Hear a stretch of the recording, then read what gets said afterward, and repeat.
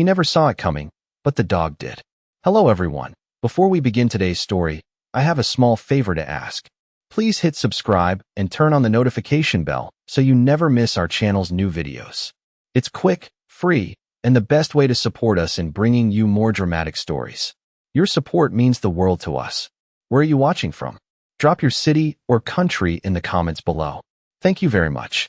The world around Daniel Hayes exists in fragments now, not in images, not in colors, but in sound and space and the quiet language of air moving against his skin.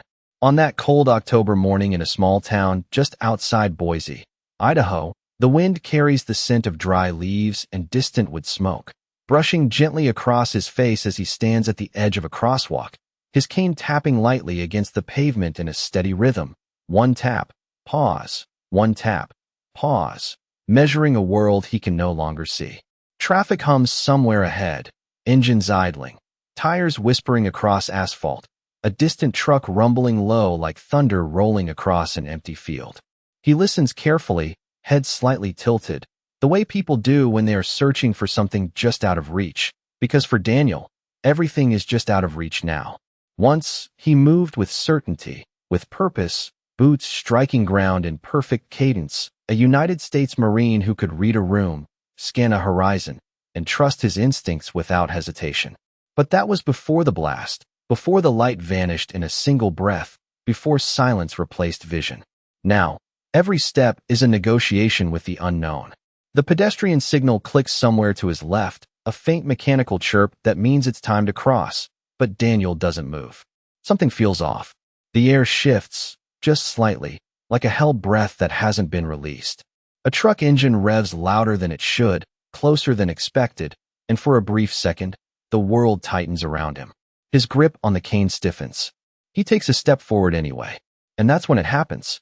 A sudden force, strong and precise, slams gently but firmly into his side, knocking him off balance just enough to pull him backward. His cane clatters against the curb as his boots scrape the pavement, his breath catching in his throat, not from pain, but from shock. The rush of air follows a split second later, a vehicle passing through the space where he had just been standing, close enough that he can feel the displaced wind brush against his jacket. Silence falls again, heavy and stunned. Daniel stands frozen, heart pounding, trying to piece together what just happened. Then he feels it.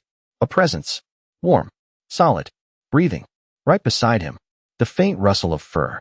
The low, steady exhale of something alive. He doesn't speak at first. He just listens. The animal doesn't move away. It doesn't bark. It doesn't growl. It simply stays, close enough that he can feel its body heat through the cool morning air. Slowly, cautiously, Daniel lowers his hand, fingers brushing against coarse fur, thick and real, the kind that belongs to a working dog, not a pet. The animal doesn't flinch. It leans in, just slightly, as if anchoring him back to the ground. Somewhere in the distance, a voice calls out, surprised, uncertain, "Hey, that dog." But the words fade, swallowed by the moment. Because something about this isn't ordinary. Daniel swallows, his voice barely above a whisper. "Easy, easy." The dog exhales again, calm, controlled, like it understands more than it should. And in that quiet, in that space between what almost was and what now is, a truth begins to take shape, unseen but undeniable.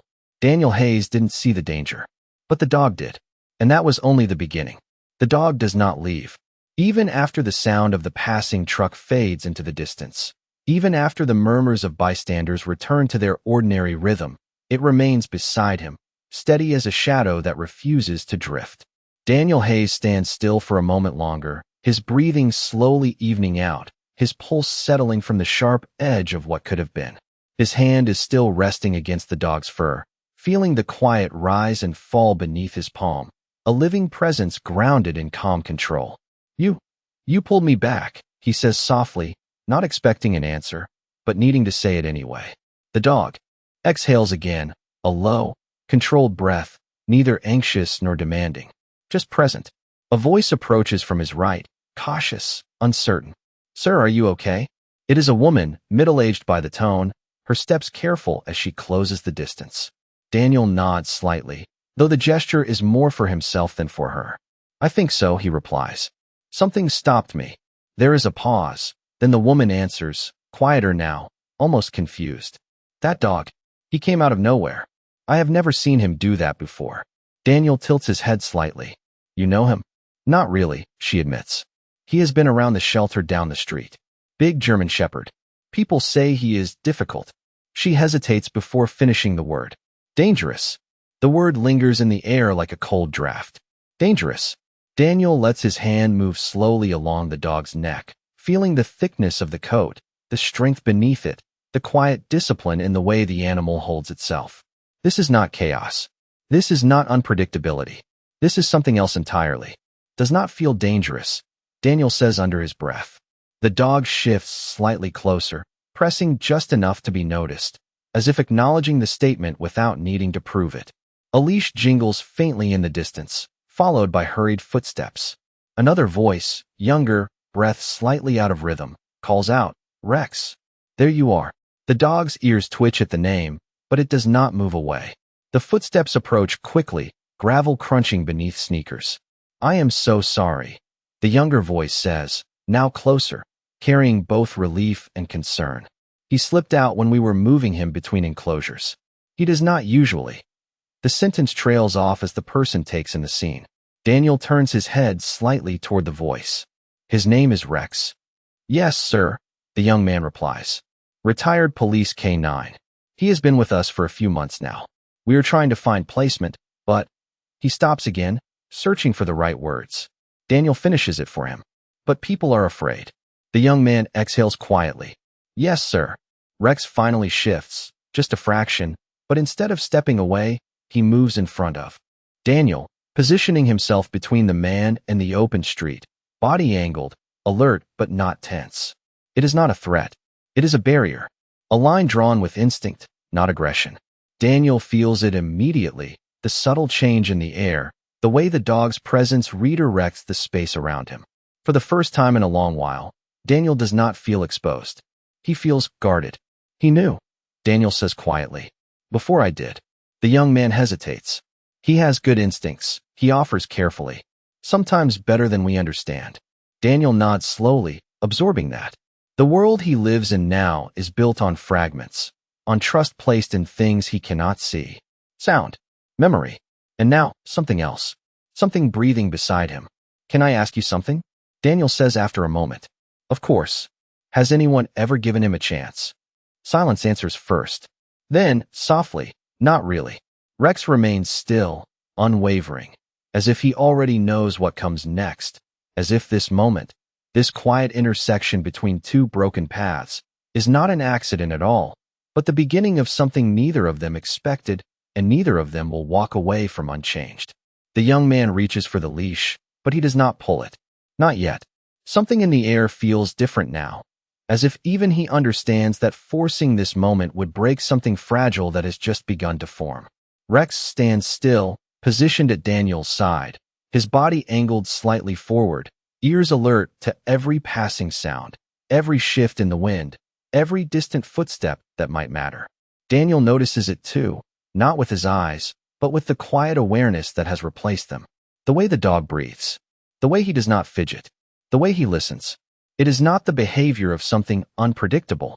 It is the behavior of something trained, disciplined, and waiting. How long has he been there? Daniel asks. The young man exhales softly. About 3 months now. Maybe a little more. His voice lowers, as if the details carry weight. He came in after being retired early. Something happened on his last assignment. They never gave us the full report, just flagged him as high risk. Daniel tilts his head slightly. High risk, he repeats, tasting the phrase like it does not belong. Did he hurt anyone? The question hangs between them. The young man hesitates again, longer this time. No, sir. Not exactly. But there was an incident. He reacted to something. Fast. Too fast, according to them. Daniel's hand moves slowly, resting once more against Rex's shoulder. The muscle beneath the fur is firm, steady, controlled. There is no tremor, no agitation. Just quiet readiness. Sounds like he did his job, Daniel says. The young man lets out a small, almost surprised breath, like he has not heard anyone say that before. Maybe, he admits. But sometimes that is enough to make people nervous. especially with a dog like him. A car door slams somewhere across the street.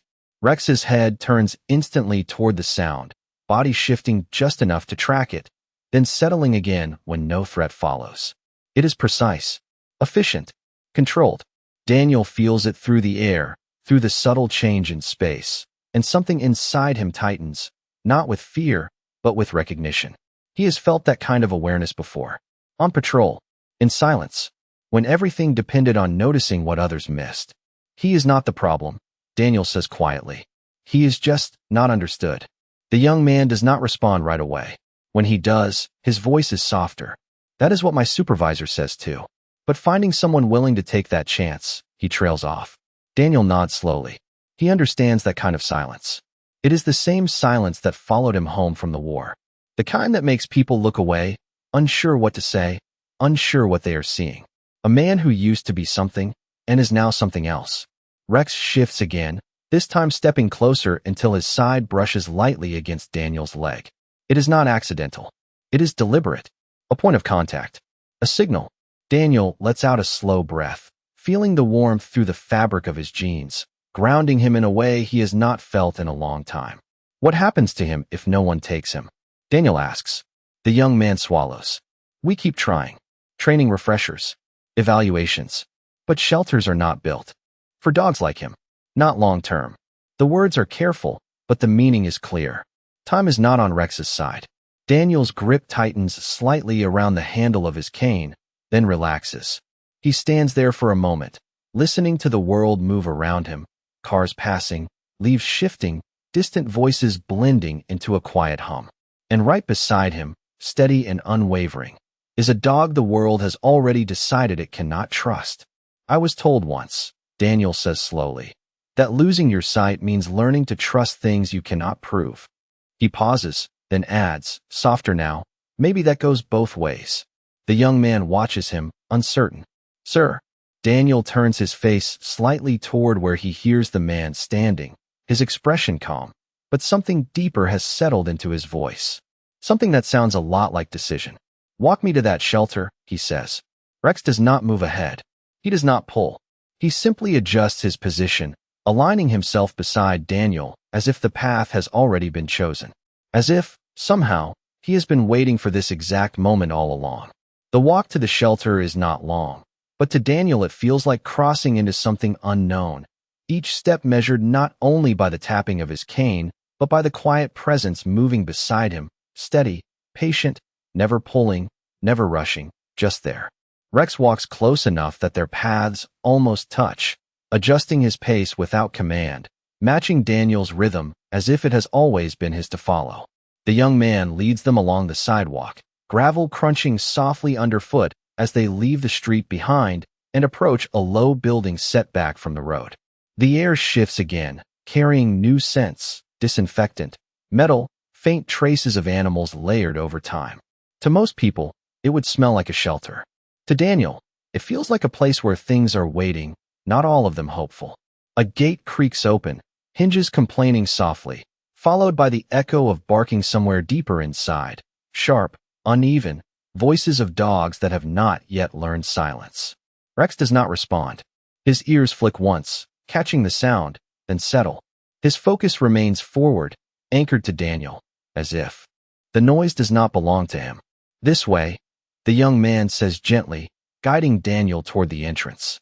The concrete beneath Daniel's boots changes slightly, smoother now, the subtle echo of enclosed space beginning to form around them. A door opens, releasing a wave of sound, barking layered over barking, metal rattling, paws against steel. For a brief moment, it is overwhelming. Daniel pauses just inside the threshold, his grip tightening on the cane. Then something shifts. Rex steps closer, brushing against his leg again, not forceful, just enough to be felt. The noise does not disappear, but it becomes distant, manageable, like it is being filtered through something calmer. He does that, the young man says quietly. Centers people. Daniel nods once, absorbing it.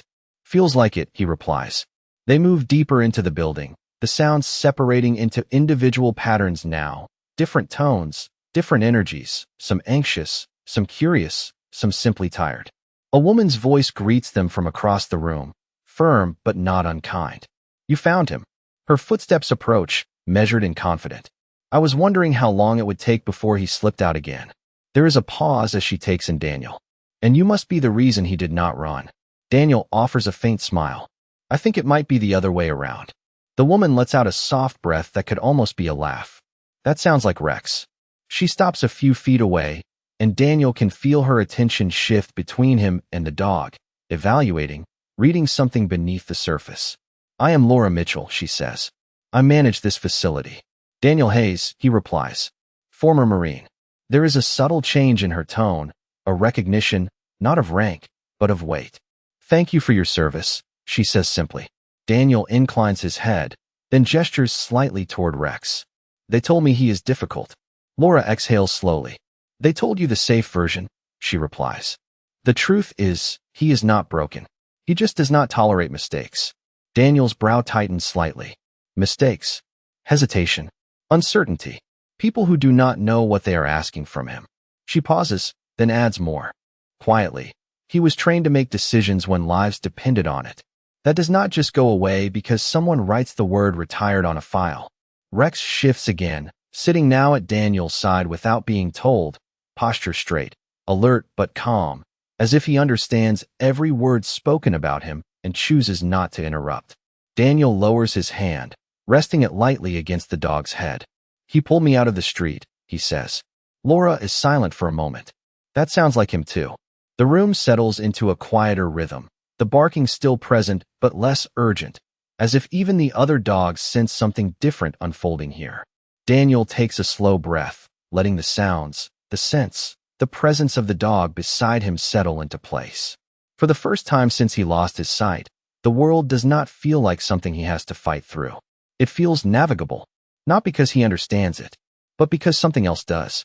I want to know what really happened, Daniel says finally, his voice steady, grounded in something deeper than curiosity. Laura does not answer immediately. When she does, her voice carries a weight that suggests the story is not simple. If you are asking about Rex, she says, then you are asking about a moment when instinct chose truth and people chose to ignore it. Rex does not move, but the silence around him deepens, as if whatever comes next has been waiting just beneath the surface all along. Laura does not rush the story. She moves a chair across the concrete floor, the legs scraping softly, then sits down somewhere near Daniel, close enough that her voice carries clearly without needing to rise above the distant chorus of barking. Rex remains at Daniel's side, unmoving, his presence quiet but deliberate, like a sentry who has chosen his post. He was one of the best they had. Laura begins, her tone measured, careful not to dramatize what does not need embellishment. Explosives detection, search operations, high-risk entries. The kind of work where hesitation costs more than time. Daniel listens without interrupting, his hand resting lightly against Rex's neck, fingers tracing the subtle shifts of muscle. Beneath the fur, it is not just touch, it is translation. His handler trusted him, Laura continues. Completely. They worked together for years. Long hours. Real situations. The kind where instinct matters more than commands. There is a pause, not for effect, but because some parts of the truth require space before they can be said out loud. Then one day, she says, quieter now, Rex reacted before anyone else did. Daniel's head tilts slightly, the way it always does when he is trying to see something through sound alone. Reacted how? Laura exhales slowly. There was a situation. Crowded. Confusing. A lot of moving pieces. Rex picked up on something no one else had confirmed yet. He moved to intervene. She chooses her words carefully, not hiding the meaning, but refusing to turn it into something harsh. It was fast, decisive, and to people who did not understand what he was responding to, it looked wrong. Daniel's fingers pause for a moment against Rex's fur. But it was not, he says quietly. Laura does not answer right away. When she does, her voice carries a quiet certainty. No, it was not. The shelter sounds shift again in the background, a door opening somewhere, a chain rattling, a bark echoing off the walls. Rex does not move. He does not react. He simply listens, filtering everything, the way he always has. The problem, Laura continues, is that instinct is hard to document. You cannot file a report that says a dog felt something in the air. You need proof. You need confirmation. And when that confirmation does not come fast enough, she lets the sentence trail off. Daniel nods slowly. He knows that world. The one where decisions are judged after the fact, stripped of context, reduced to lines on paper. So they labeled him, Daniel says. High risk. Yes. Laura's voice softens. And once that label is attached, it follows. It does not matter how many lives he helped protect before. People only see the last line in the report. Rex shifts slightly, just enough for Daniel to feel the change, a subtle adjustment of weight, a breath drawn deeper than before, then released again. There is no agitation in it. No frustration. Just presence. And his handler? Daniel asks. Laura hesitates. He tried, she says. Fought for him. Pushed back against the decision. But departments have policies. Liability. Public perception. In the end, Rex was retired earlier than planned. The word retired hangs in the air, but it does not feel like rest. It feels like dismissal. Daniel lowers his head slightly, his voice quieter now. So he did what he was trained to do, and it cost him everything. Laura does not correct him, because there is nothing to correct. The truth is already sitting there between them, steady and undeniable. A dog who trusted his instincts. A system that trusted paperwork more. Most people come in here looking for something easy, Laura adds after a moment. A companion. A comfort. Something predictable. Daniel lets out a slow breath. And he is not that. No, she replies. He is not easy. Silence settles again, but it is not empty. It is full of something forming, something neither of them says out loud yet. Daniel's hand moves again, resting firmly now against Rex's head, fingers pressing gently into the thick fur. Neither am I, he says. Rex leans into the touch, just slightly, enough to be felt. And in that small movement, something unspoken passes between them.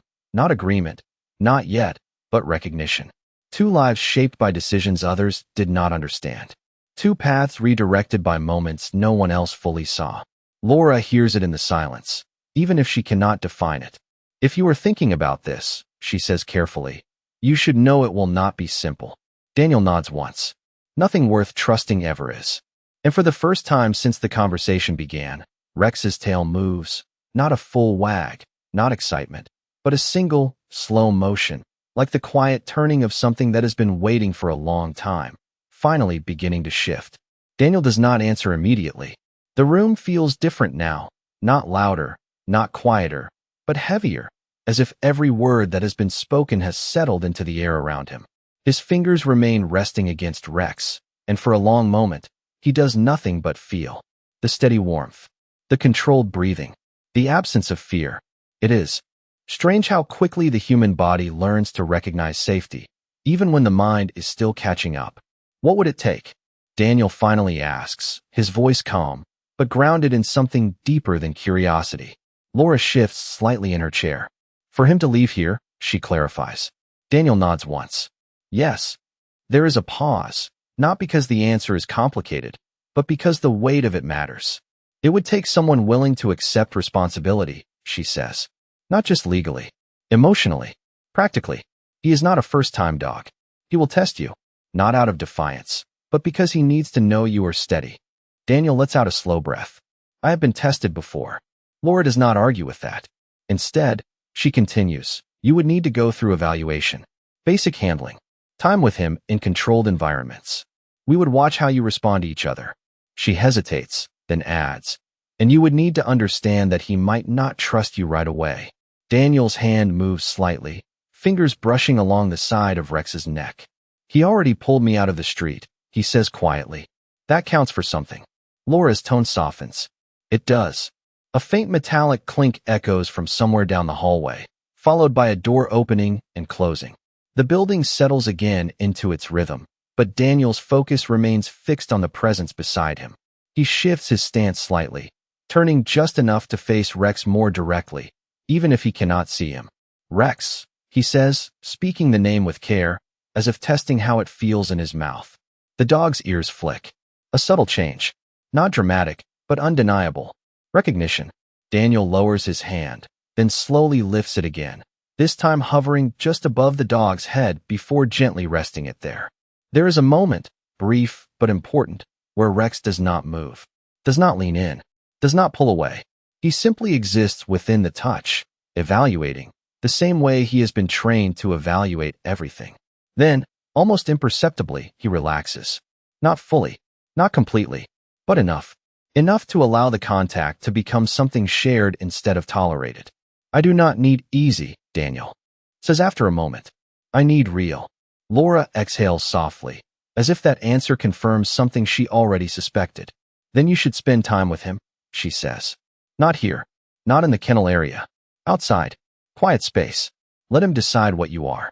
The young man from earlier steps closer, his voice careful but supportive. There is a fenced yard out back.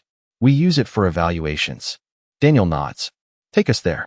The door to the yard opens with a low creak, and the air shifts immediately, fresher, cooler, carrying the scent of grass and earth instead of disinfectant and steel. The sounds change too. The barking fades into the background, replaced by the rustle of leaves and the distant hum of traffic beyond the property line. It feels open. Daniel steps forward slowly, his cane tapping once against the ground before he pauses. Then something unexpected happens. Rex moves ahead, not far, just a step, then stops. Waits. Daniel notices it instantly. The space in front of him is no longer empty. It is defined, marked. He takes a step forward. Rex moves again. Another step. Another pause. No command has been given. No leash has been tightened. And yet the pattern forms naturally, as if both of them are remembering something they have never actually done together. Daniel's grip on the cane loosens slightly. He lowers it just a fraction, testing the space ahead. Rex adjusts again, positioning himself just enough to guide without forcing. It is not perfect. It is not polished. But it is there. The beginning of something functional. Something mutual. Daniel lets out a breath he did not realize he was holding. You feel that? He asks quietly, though he knows the dog cannot answer in words. Rex stops, turning his head slightly back toward him, body still aligned forward, waiting, listening, present. Daniel nods slowly, a faint smile forming at the edge of his expression, the first real one since he stepped into the shelter. Yeah, he murmurs. I do too. And in that quiet yard, under an open sky Daniel cannot see, something begins to take shape, not forced, not trained, but chosen. A connection built not on commands, but on trust that neither of them has been given. Freely until now. The yard remains quiet, but not empty. There is a kind of listening in the air now, the kind that does not come from ears alone, but from something deeper, something learned through time and loss. Daniel takes another step forward, slower this time, his foot finding the ground with more certainty than before. Rex moves with him, not pulling, not guiding in the way a trained service dog would, but adjusting, calibrating, reading each hesitation and answering it with presence instead of pressure.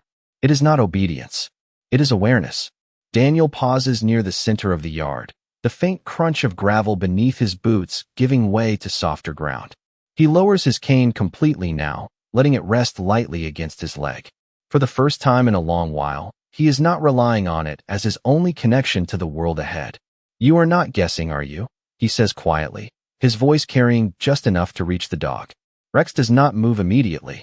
Then, slowly, he shifts his weight, stepping just a fraction closer, his shoulder brushing against Daniel's thigh, grounding him again. It is not an answer in words, but it is enough. Daniel nods once, as if confirming something to himself. Behind them, near the fence line, Laura and the young man watch in silence. There is no clipboard, no instructions being given, only observation. He is reading him, the young man whispers, almost to himself. Laura does not take her eyes off the pair. No, she replies softly. They are reading each other. Daniel turns slightly, his head angled toward the faint sound of leaves moving in the breeze. What else do you need to know? He asks, not to Laura, not to anyone else, but to the space itself. It is the kind of question a man asks when he has already decided something, but is waiting for the final piece to fall into place. Rex steps forward again, then stops. Waits. Daniel follows. The pattern repeats, each movement becoming smoother, more natural, as if the distance between uncertainty and trust is quietly shrinking with every step. A metal gate at the far end of the yard rattles faintly in the wind, producing a sharp, uneven sound that cuts through the calm. Daniel's body stiffens, just for a moment, a reflex he cannot control, a memory his muscles still carry. Rex reacts instantly, not with panic, not with aggression, but with focus. He positions himself slightly closer, his body angled between Daniel and the source of the sound, ears forward, posture alert but steady.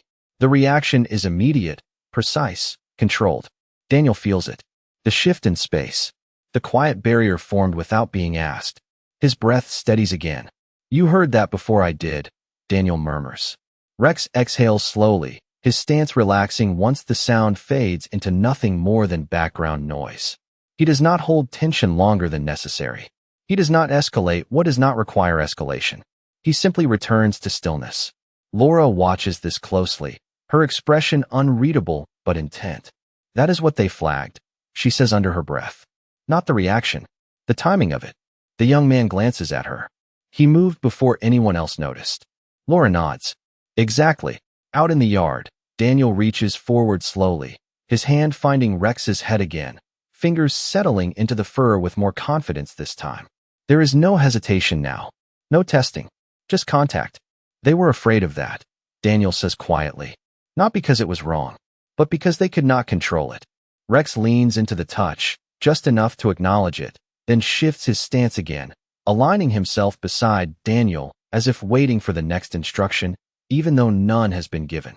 Daniel takes a breath, deeper this time, filling his lungs with the cool air, letting it settle into his chest. The world still exists in fragments. That has not changed, but something within those fragments has become clearer, not visible, but understandable. He lifts his head slightly, his voice steady, grounded in a decision that no longer feels uncertain. "I do not need him to be perfect," Daniel says. "I need him to be honest." Rex remains still, but the silence around him feels different now, like something has been acknowledged, accepted, and returned without resistance.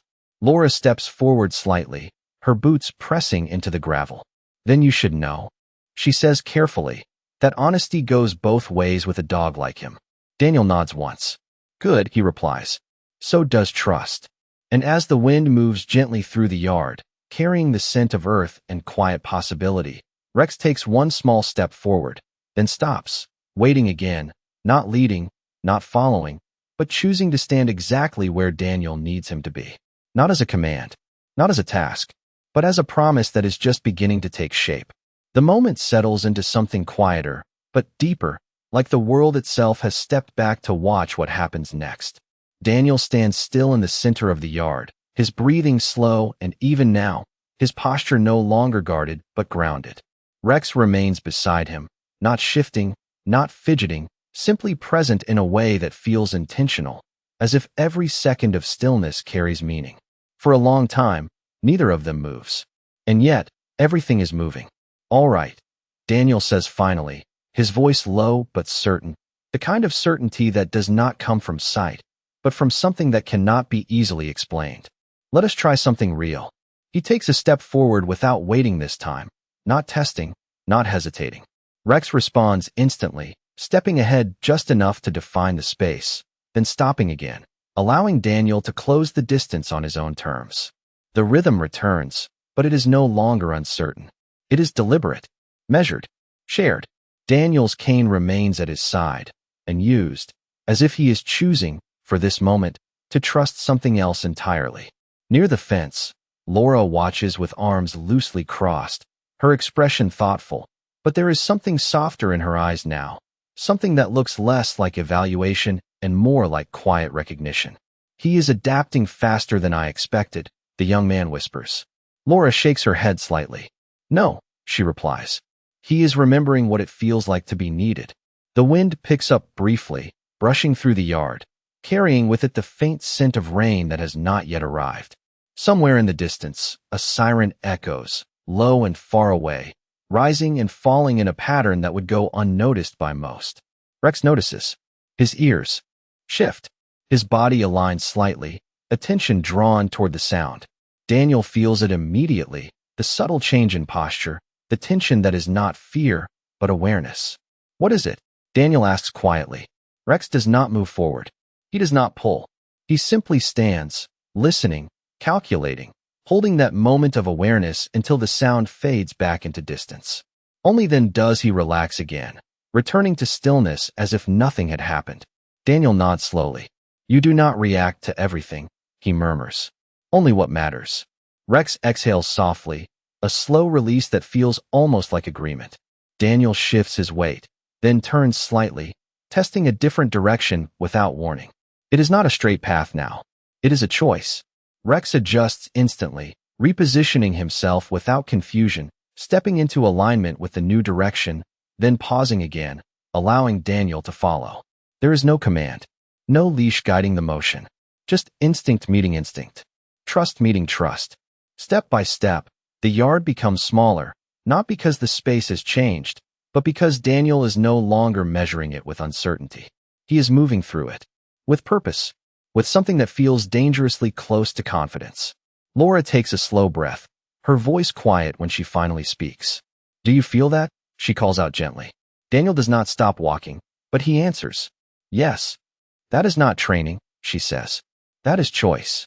Daniel lets the words settle, then responds, good. He takes another step, then another, until he reaches the edge of the yard where the ground shifts slightly underfoot, a subtle change that signals a boundary. He stops. Rex stops with him, perfectly aligned. No delay, no correction needed. Just together. Daniel lowers his head slightly, his hand finding Rex once more, resting firmly against him. No hesitation now, no question. You were not wrong, he says quietly. They just did not listen. Rex does not move, but his presence deepens, as if the weight of those words has found its place. Behind them, the gate rattles again in the wind, the same uneven sound as before. This time, Daniel does not flinch. He does not tense. He stands steady, because he is not alone in the moment anymore. He does not need to anticipate what he cannot see. Something else is already doing that for him. Laura watches this, her expression unreadable for a moment longer. Then she nods once, as if confirming something to herself. If you walk out of here with him, she says, her voice carrying across the yard, you are not just giving him a home. Daniel lifts his head slightly. I know, he replies. Laura finishes softly. You are giving him back his purpose. Daniel's hand remains on Rex, firm, steady, grounded in something that no longer feels uncertain. No, he says after a moment, his voice quieter now, but stronger than before. We are giving that back to each other. And in the stillness that follows, with the wind moving gently across the yard and the distant world continuing on without notice, Rex takes one final step closer, closing the last inch of space between them, not because he was told to, not because he was trained to, but because, for the first time in a long time, he chooses to stay. The decision is not loud. There is no moment of applause, no sudden shift in the world outside the fence, no sign that anything extraordinary has just taken place. And yet, everything has changed. Daniel stands there for a few seconds longer, his hand resting firmly against Rex, feeling the steady rhythm beneath the fur, the quiet assurance of something alive that does not hesitate, does not doubt, does not look away. For years, Daniel has lived in a world defined by what is missing: light, distance, direction, the simple certainty of knowing where the next step will land. But now, standing in that quiet yard, he realizes something else has been missing too. Not vision, not control, trust, the kind that does not need explanation, the kind that does not wait for permission, the kind that simply shows up and stays. He reaches down slowly and grips his cane, not out of necessity this time, but out of habit. Then, after a brief pause, he folds it and tucks it under his arm. It is a small motion, almost invisible, but it carries weight. Rex does not react to the gesture itself. He reacts to what it means. His posture shifts just slightly, aligning more closely with Daniel's side, as if stepping into a role that has not been assigned, but accepted. Laura opens the gate with a soft metallic click, the sound echoing lightly against the quiet air. If you walk out now, she says gently, there is paperwork. There are steps. We can make it official. Daniel turns his head slightly toward her voice, then shakes it once. No, he replies calmly. Not yet. There is no resistance in his tone, only certainty. I am not walking out with a contract, he continues. I am walking out with him.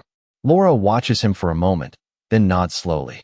That is the only way this works, she says. The young man steps forward, unclipping the temporary lead from Rex's collar. The small metallic snap is quiet, but final. No leash. No restraint. Just space. Rex does not move away. He does not test the boundary. He stays exactly where he is, beside Daniel, as if nothing has changed at all. Because for him, nothing has. He has already chosen. Daniel takes a step toward the gate. Rex moves with him. Not ahead. Not behind. Beside. Perfectly aligned. They pass through the opening together. The shift from gravel to pavement subtle beneath Daniel's boots. The outside world returning in layers of sound and motion. A car passes somewhere in the distance. A breeze moves across the street, carrying the scent of autumn leaves and something warmer, something familiar.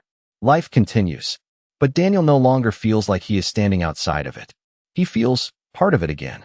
They reach the edge of the sidewalk, the same place where everything almost ended earlier that morning. Daniel pauses, not out of fear, out of awareness.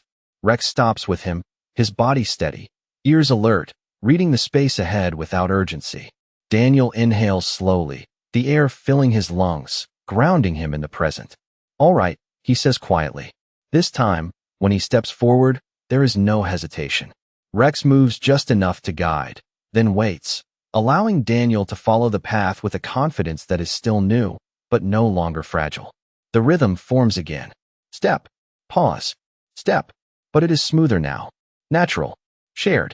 A passerby slows down, watching them for a moment, then continues on without comment. There is no need to explain what this is. Some things are understood without words. Daniel's expression softens, just slightly, the tension that has lived in his face for so long beginning to ease. You know, he murmurs under his breath, his voice low enough that only Rex can hear. I thought losing my sight meant I lost my way. Rex remains steady beside him, his presence unwavering, his attention fixed on the world ahead. Daniel lets out a quiet breath, something close to a laugh, but softer, more grounded. Turns out, he continues, I just had not met you yet. Rex does not respond with movement or sound. He does not need to. He simply walks beside him, step for step, moment for moment, as the distance between who they were and who they are now quietly disappears beneath their feet. And somewhere between the sound of passing cars and the whisper of wind through the trees, a man who could not see begins to move forward again, not because the world became clearer, but because, for the first time in a long time, he no longer has to face it alone.